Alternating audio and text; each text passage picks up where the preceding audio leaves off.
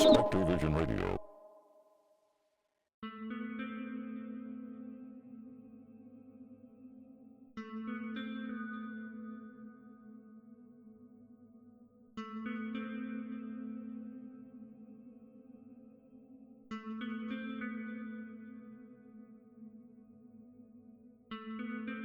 TV, movies, and crime novels mean you're probably used to the idea of detectives having that one case that still haunts them. The truth is, plenty of cops make it through their time without ever seeing anything too crazy. But they're not the ones you hear about. What I can say is I wish I was one of them. I know the case that sticks with me more than any other I worked will be with me until the day I die. I've made peace with that. But not with the images it's left behind, the ones it imprinted onto my brain. My name is Vernon Keller, and for over 2 decades I was Detective Keller. Anyway, I guess the story starts in the spring of '93.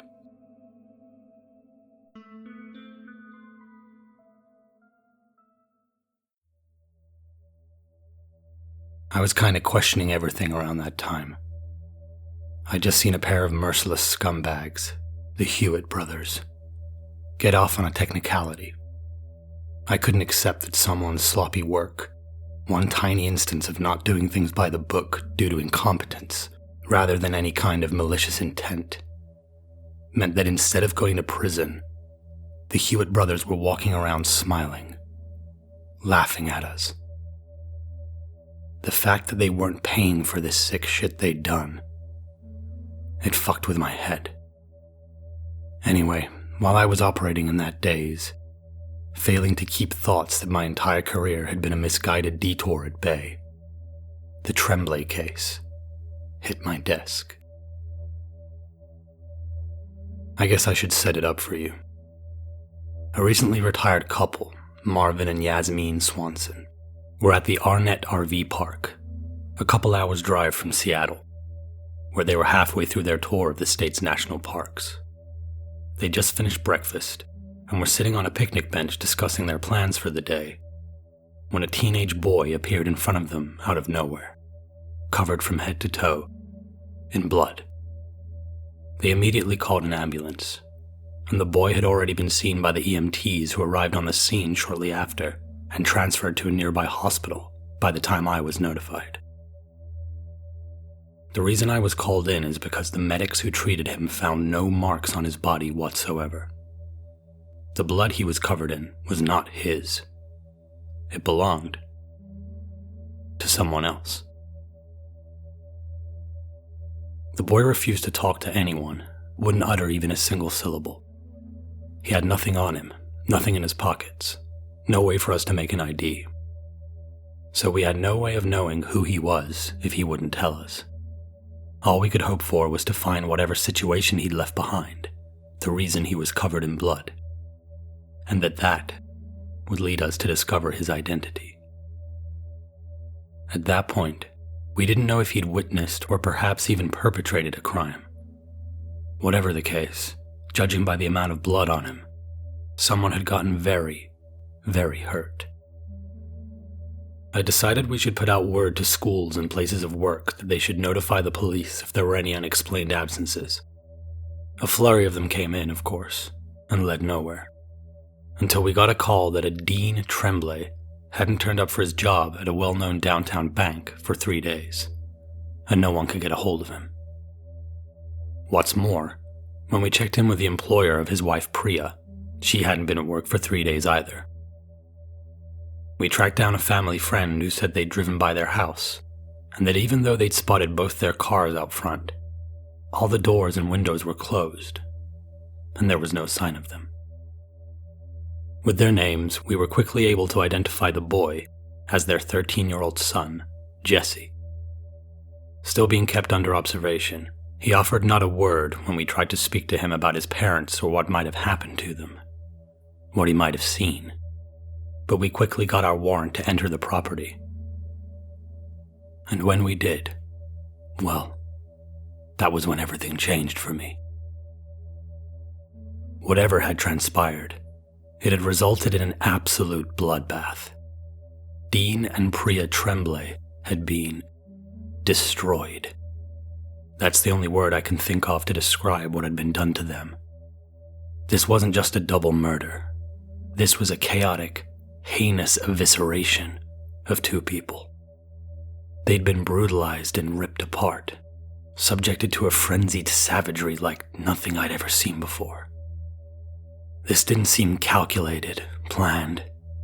It seemed monstrous in a primal kind of way, like whoever had perpetrated this atrocity had done so in a blind, uncontrollable rage.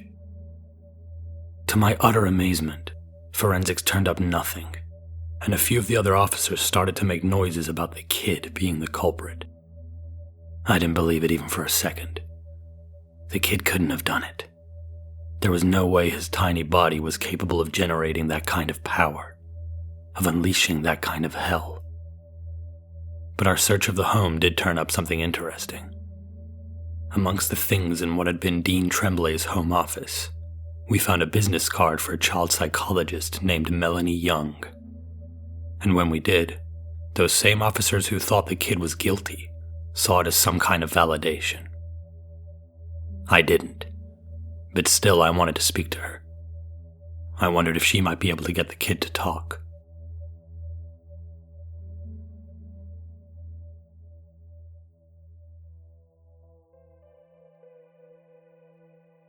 What Melanie told me was very strange. She said Jesse's parents had originally bought him to see her because he'd been having night terrors, screaming that there was a man with an oval face, as he put it, sitting in the tree outside his window every night, watching him. His night terrors got better over time, but that didn't mean Jesse had stopped believing in the man. Quite the opposite. He told Melanie that he wasn't scared of the man anymore, not since the man had floated in through the window and spoken to him. Jesse said he now understood why the man was there, and it was nothing to be afraid of, but he refused to tell Melanie what the man had supposedly said to him, what had supposedly been revealed about his purpose. I couldn't make heads or tails of it, and by the time I got home with the sun having set hours prior, I was feeling like we hadn't made any real headway.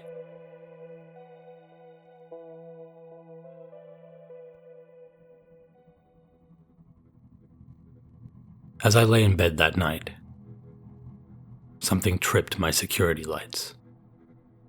They're activated when something goes past one of the sensors close to my back door. Normally, I dismiss it as some kind of nocturnal animal scurrying around. But I was on edge. So I grabbed my gun and went to check it out. I opened the back door and stood there, staring out into the night. The lights had now gone off, no movement. But in the dark, I thought I could see someone sitting in the tree that stood at the far end of my backyard. I marched over to where the sensor was and tripped it again on purpose. But when it lit up the yard, I saw that what I was really looking at was just a dense collection of leaves hanging from a drooping branch that in no way resembled a person. I went back inside, got back into bed, and did my best to think nothing more of it.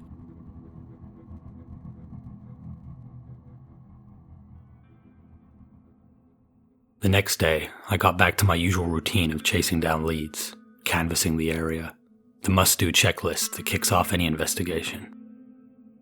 We discovered that one of the houses opposite the Tremblays had a home security camera facing their driveway, offering a good view of the Tremblay property.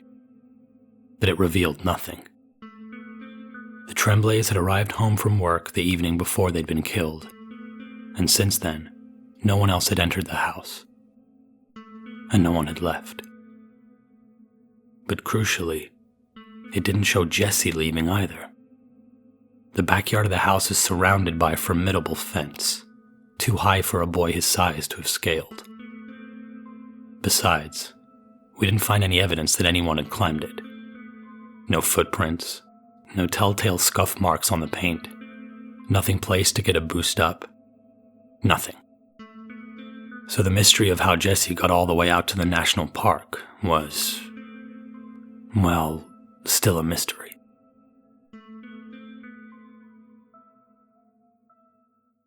I decided I needed to walk the scene again.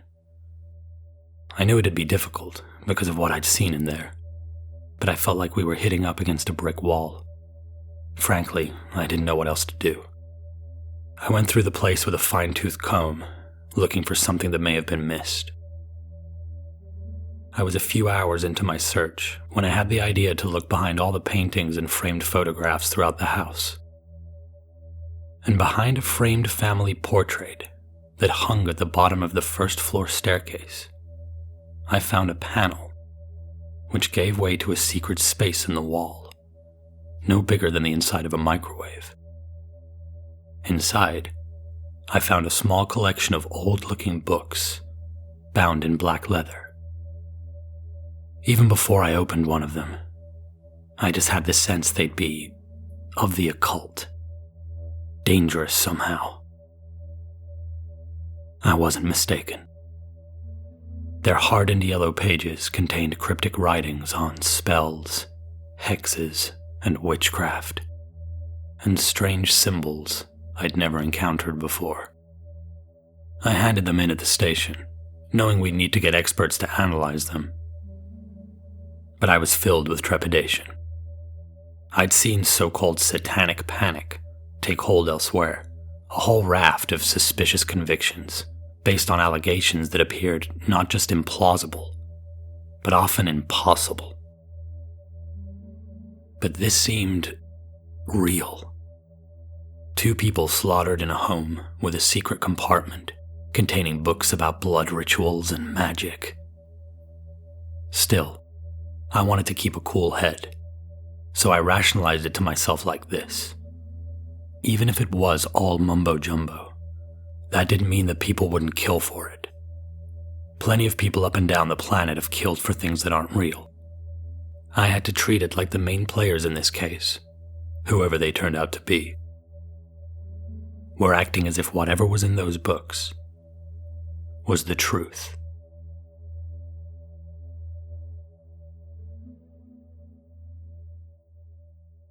By the end of the day, I felt like my brain had been pulped into a useless soup. The strange unknowability of it all was taking its toll on me. All I felt capable of doing was cracking a beer, turning the TV onto some mindless crap, and sitting back in my recliner. I quickly descended into that half-asleep state you get when you're in desperate need of rest, but too wired from the day to fall fully asleep. As I sat there, numb, the doorbell rang.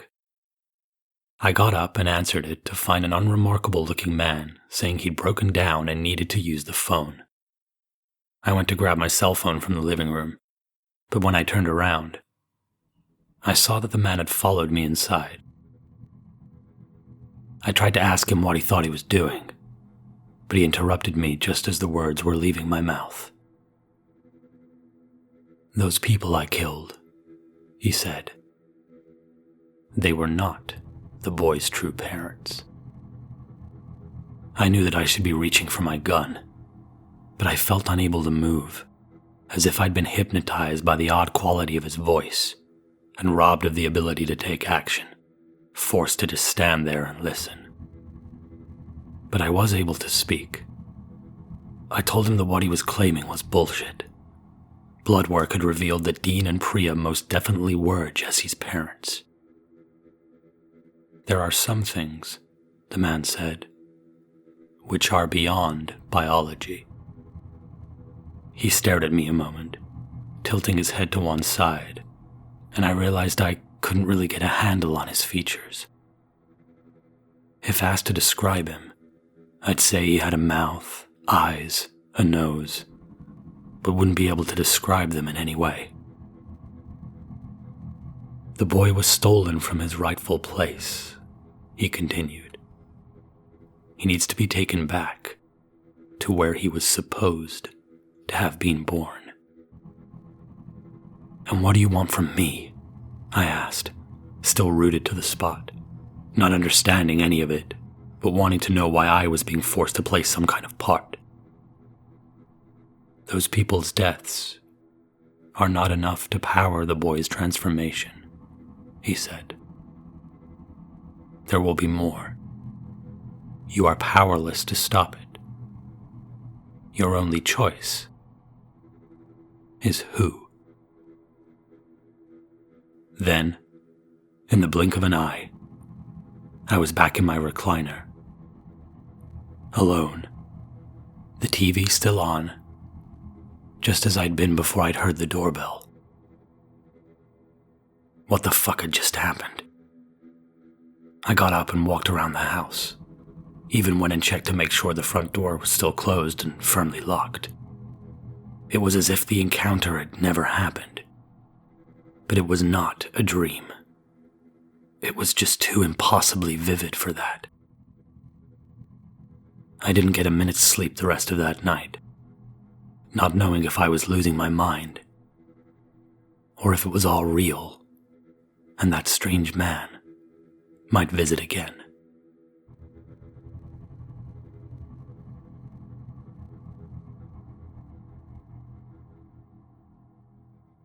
The next day I got a call that Officer Rolfson, who'd been standing guard outside Jesse's hospital room, had dropped dead.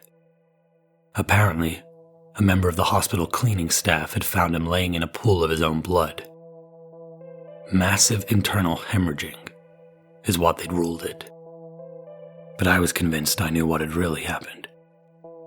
I took it as a sign that my encounter from the night before definitively had happened. I made my way to the hospital and approached the rookie officer I didn't recognize who was guarding the door to Jesse's room. He was holding a cup of coffee, and I could see by the bags under his eyes that he was tired. I seized the opportunity and offered to take his place. "Let me take over for a while," I said. He looked back at me, unsure. "I'll call it in," I added. "Tell them it was my idea, and get them to send someone to swap out with me later." After a little hesitation, he agreed. He told me how much he appreciated it, and slouched off towards the elevators. As soon as he was out of sight, I opened the door to Jesse's room and stepped inside. The boy looked up at me from his bed, but predictably, he didn't speak. That was okay, though. I didn't need him to. "We're going for a drive," I said.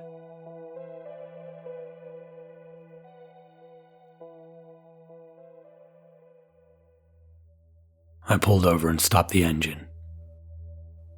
I'd been in this spot many times before, sitting in my car in the dark, daring myself to go knock on the door and do what needed to be done, but I'd never mustered up the courage to go through with it.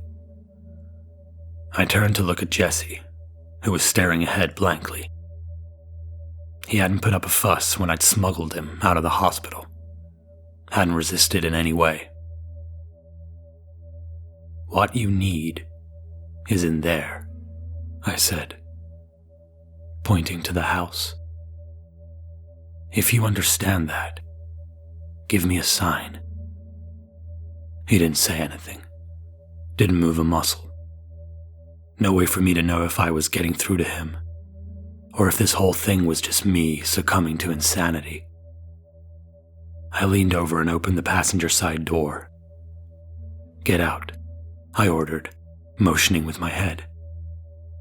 He sat silently for a moment before complying, shuffling slowly out of the car. I waited for what seemed like an eternity, but then, just as I thought it was all for nothing, Jesse started to walk towards the house. From my car, I could see into the kitchen window, could see that both those sick fucks, the Hewitt brothers, were home. I waited until the boy rang the doorbell, and Kevin, the older of the two scumbags, went to see who was there. I couldn't resist. I had to get a glimpse, no matter how tiny, of what I was setting in motion. That those sniveling bastards were about to get what was coming to them. I watched as the front door opened. I don't know or understand the mechanics of how it happened, but Kevin stepped aside, allowed the boy to just walk right into the house, and then closed the door. That was the last thing I saw before I put my car in gear and drove away. I can't be sure, but I thought I heard a high-pitched scream as I sped away into the night.